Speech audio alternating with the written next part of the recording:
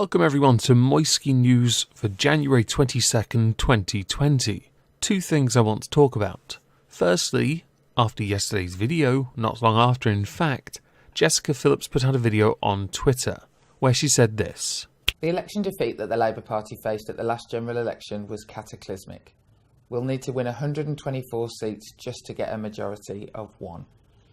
I truly believe that unless we speak to the country on their terms, not just on ours, that we won't be able to make the gains that we need to win an election and do what everyone in the Labour movement wants to do, and that is make people's lives better.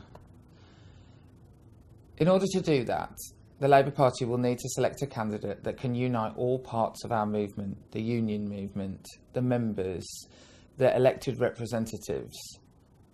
And I have to be honest with myself, as I said I always would be throughout this campaign, that at this time, that person isn't me.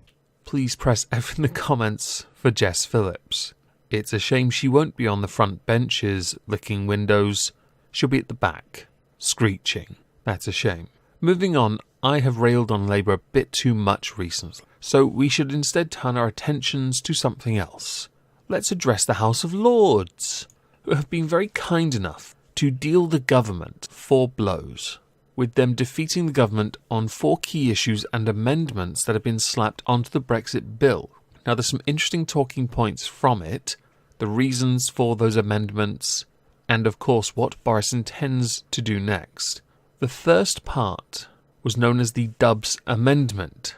It was put forward by Lord Dubs, and it called for the restoration of the rights of unaccompanied child refugees to be reunited with their families in the UK post-Brexit.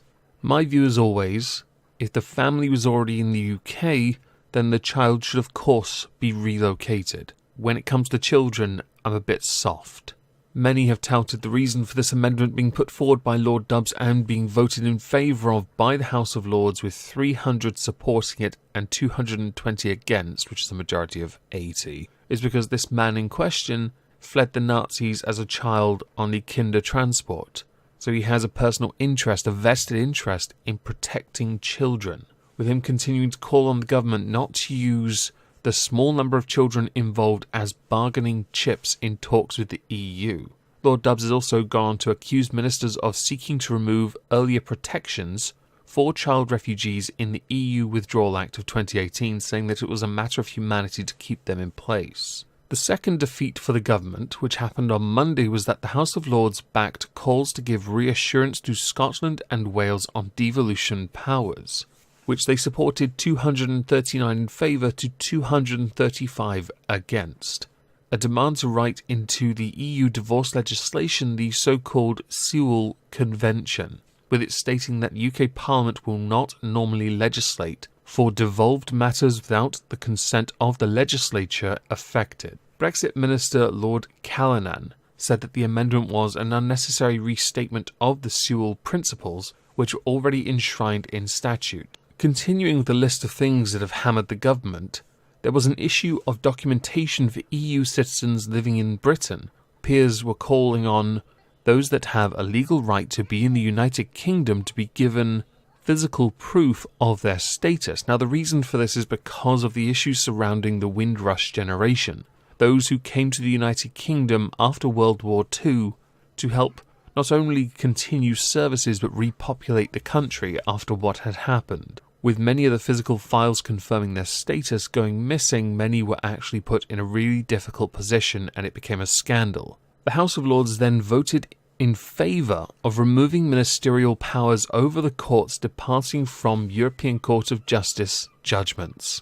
Sigh. And the final defeat saw the House of Lords back a move to allow cases to be referred to the Supreme Court to decide whether to depart from EU case law. These are all highly contestable and irritatingly deep issues that need to be addressed.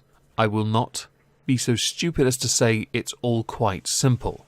There is some complexity there. So I guess now we should address what happens next. The government holds a monstrous majority in the House of Commons. Boris can simply overrule them. I know what you're all thinking. Wait, he could just do that? Yes, he can. He really can. Which is what many believe he'll do anyway. The bill's going to come back to the Commons today. where it will then be continually debated, discussed, and it will just end up with Boris using that large majority to overturn the amendments passed by the peers in the House of Lords. The very same House of Lords, by the way, that someone has already suggested be moved up to the north, because that's what the north want, to be more engaging in politics. A bunch of incredibly poncy Brits, not having to work, but sitting, making decisions and reviewing things, and are totally hip and down with all of them, yo, in it swag. I do intend to go into detail on those particular amendments and, of course, votes, but I'm going to save it till Friday for my political recap stream.